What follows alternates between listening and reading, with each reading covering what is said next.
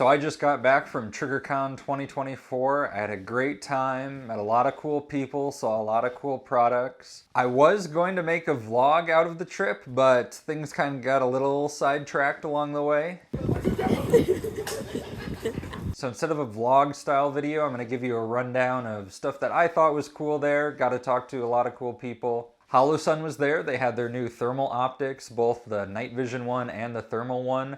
I was kind of disappointed with the field of view of the thermal sensor overlay. You have the whole red dot field of view, and then the thermal or night vision component is just like a little section of it. So it's almost like everything's kind of cropped in. But it was in the center and it was cool to play around with. I definitely want to get my hands on one and actually do a deeper dive on it. These types of thermal and night vision overlays I think are really interesting. They did not have the pistol thermal that they showed off at a previous show. That apparently is still a prototype. I did get to play around with the different Chinese thermal. I think I am going to be able to get my hands on those to play around with. It is kind of cool that all these Chinese companies are popping up giving thermals into the US market. And it's cool to see that barrier to entry getting lowered as more and more options become available. Saw a bunch of suppressors, AAC was there, Dead Air was there. I did stop by the JK Armament people and got to shoot a shotgun suppressor for the first time. That was pretty neat. I definitely need to get one of those at some point. I was kind of surprised how much stuff comes back in your face when shooting suppressed with a shotgun. I'm used to shooting unoptimized ARs with a can and you get a bunch of gas in your face, but with a shotgun it's really sooty. After I shot it, there was black soot along the bottom of my neck, and you could see just a plume of smoke coming out of the shotgun when it locked open.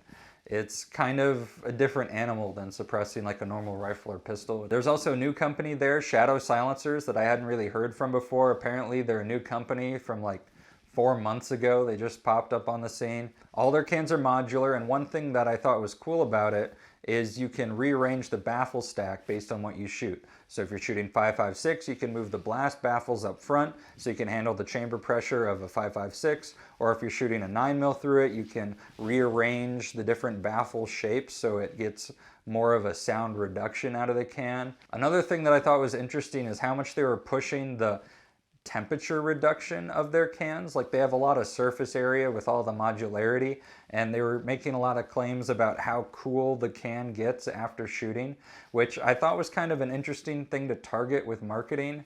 You don't really see a lot of companies doing that. They were kind of going after the reduction of the mirage effect after you shoot and being able to put it away in your range bag and not melt everything after you shoot. It was kind of interesting to see a company go after that.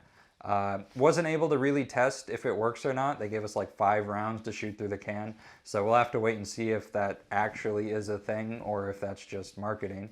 There were a bunch of ARs there. Got to shoot a blinged out AR. Black Rain Ordnance had a bunch of different colors out there, pretty much every flavor you can imagine. Angstadt Arms also had their integrally suppressed 5.56 setup they were showing off. It's not quite ready yet, but I definitely want to take a look at that when it becomes available. Rellim Arms was there, and they had their takedown AR system.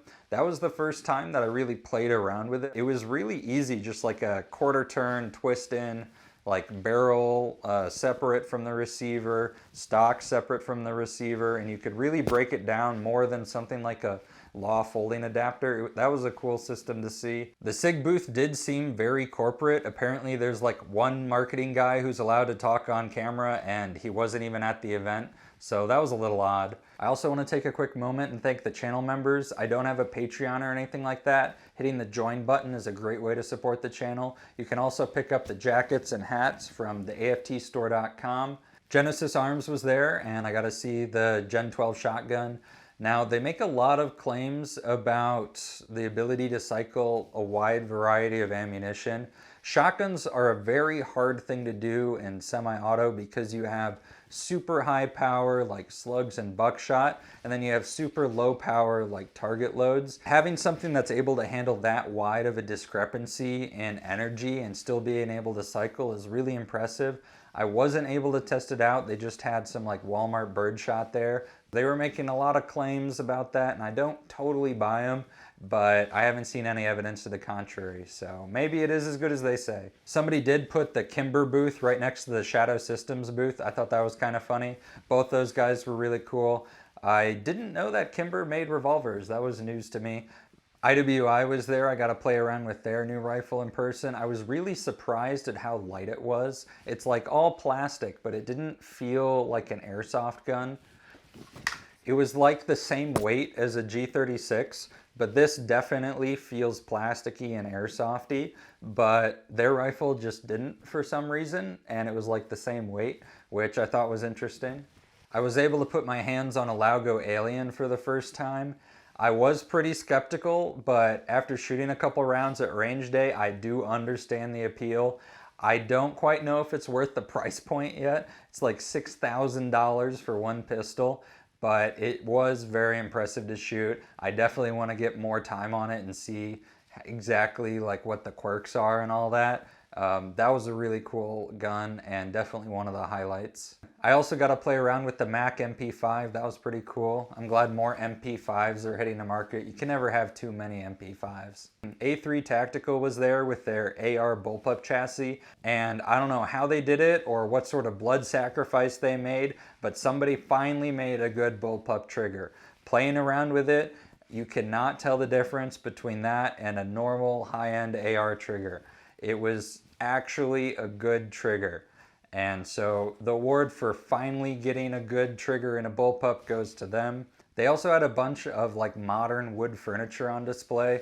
I'm a sucker for nice wood furniture, and a lot of the stuff they had there looked really good. Apparently it's like a sister company, like one of their guys was just into woodworking and now they're doing all this cool stuff.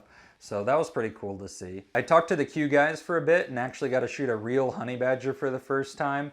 I'm still not 100% on board with the 300 blackout train, but the Q fix that shoots the 8.6 blackout, that was pretty cool. I went to the Flux booth and apparently they have a relationship with the antimatter systems, and I was able to try the scope switch for the first time.